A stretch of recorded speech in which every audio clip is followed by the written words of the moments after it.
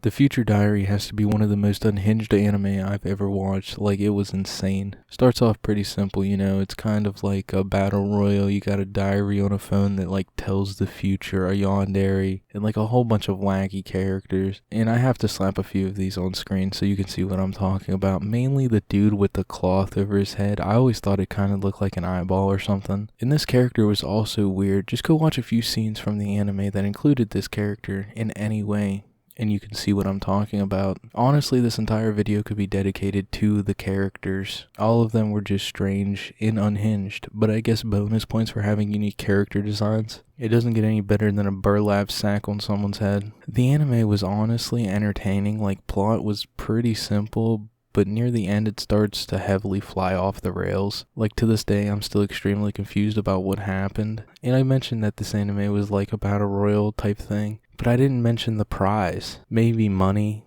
fame, a new Volkswagen Beetle? No, you become God of World 2. What the actual fuck does that mean? I don't know. Can't tell you. And honestly, I don't know if it's called World 2 or Earth 2. I'm not exactly sure. Kind of reminds me of Mario, to be honest. Maybe when you become the God of World 2, you just control a world from Mario. That'd be kind of funny. And speaking of this whole God thing, I'd rather have the Volkswagen Beetle, to be honest. Being God sounds whack. And all that aside, the anime had me lost. Like, the ending had a whole lot of stabbing, I guess. I don't know, betrayal and sewer slide. All this absolutely wild stuff that had me more confused than Steins Gate. And that's an accomplishment, because Steins Gate was super confusing. Another thing I would like to touch on was the action scenes, because they were also pretty insane. And the one scene that comes to mind when the Future Diary is brought up is the scene where, the yandere character I mentioned earlier, is just firing off an MP5, and it's hilarious. I'll put it on screen if I haven't already. You can see her just smirking while shooting this gun. No flinching at all. Just big chillin', absolutely mowing these people down, because the prize is God of Earth 2 or World 2. How could we forget World 2? You just gotta shoot your way to World 2.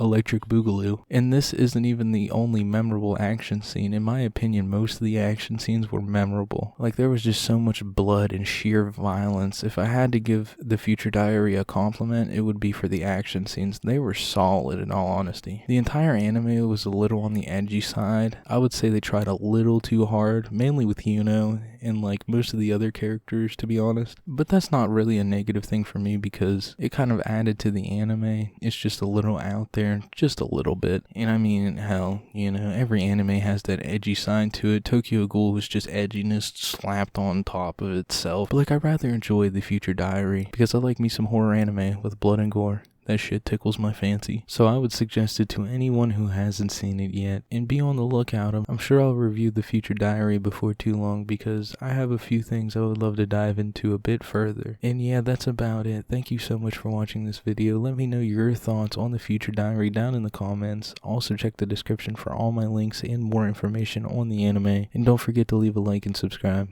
I'll see you in the next one. Later.